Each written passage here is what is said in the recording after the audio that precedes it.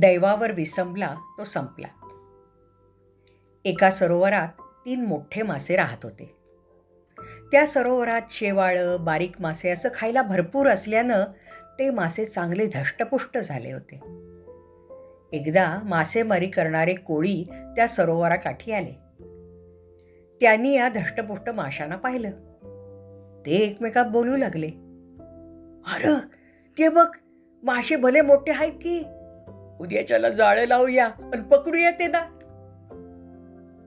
दुसरा कोळी म्हणाला, अरे वय की, हे मासे मिळाले तर बक्कळ पैसा मिळेल, बाजारात जाऊन विकूया. वय वय वय. कोळ्यांचं हे बोलणं 3 माशांनी ऐकलं. त्यातील एकाचं नाव होतं अनागत विधाता. म्हणजे तो कोणत्याही गोष्टीचा विचार आणि उपाय गडबडीनं आधीच करायचा. तो इतर दोघांना म्हणाला, अरे बघा, संकट येणार असेल तर आजच उपाय केलेला बरा. नाही, वेळ घालवून उपयोग नाही. संकट येणारच आहे, मी निघालोच दुसऱ्या तलावात. असं म्हणून अनागत विधाता लगेच कधी उथळ पाण्यात, कधी चिखलात, कधी जमिनीवर अशा टनाटन उड्या मारत दुसऱ्या तलावाच्या दिशेने गेला सुद्धा.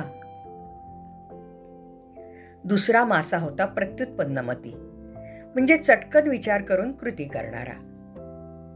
अनागत विधाता गेला त्या दिशेने बघत तो म्हणाला, अरे अरे अरे, थांब थांब. अरे गेला सुद्धा. याला नेहमी घाई करायची सवयच आहे. उद्याची काळजी आजच कशाला करायची? नाही, संकटच्या वेळी योग्य वेळी विचार करून चटकन काय ते करायचं. मी बाबा आज काही कुठे जाणार नाही. तिसरा मासा होता यद भविष्य नावाचा. तो या दोघांचं बोलणं ऐकत होता. तो नेहमी दैवावर अवलंबून राहायचा. उद्या जे होणार आहे त्याची चिंता मी आज करणार नाही. त्याला जायचं तर जाऊ दे. आपल्या हातात काहीच नसतं रे कधी. सगळं दैव काय ते ठरवतं. जे घडणार आहे ते घडणारच. मी काही ते बदलू शकत नाही. बघूया पुढच्या पुढे. प्रत्युत्पन्नमती आणि यद्भविष्य दोघे हसले आणि निवांतपणे सरोवरात मजा करत राहिले. कोळ्यांनी ठरवल्याप्रमाणे त्या सरोवरात दुसऱ्या दिवशी सकाळी मोठं जाळं लावलं.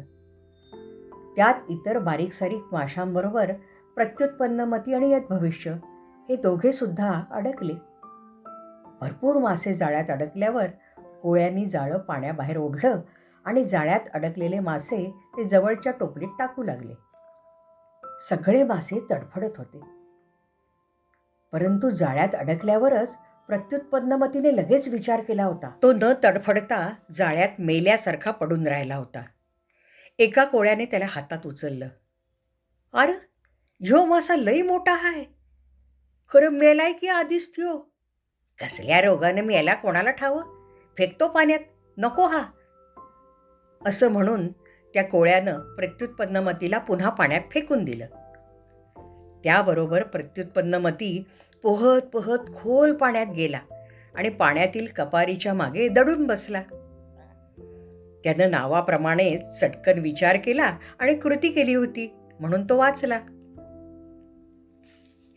यद्भविष्यही जाळ्यात तडफडत होताच. त्याला काय करावं सुचेना.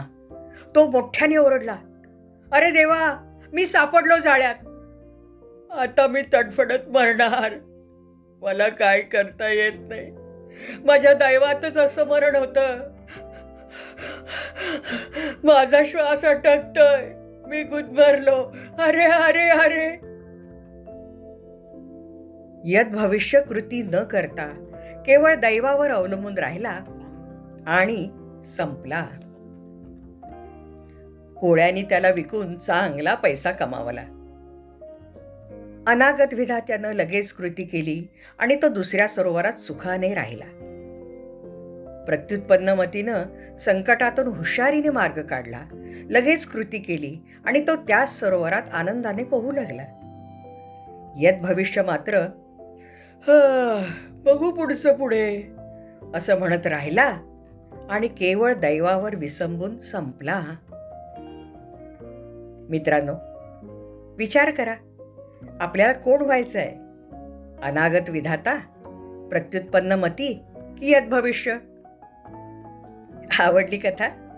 मग लाईक करा, शेअर करा आणि सबस्क्राईब करा. भेटूया तर पुढच्या कथेच्या वेळी.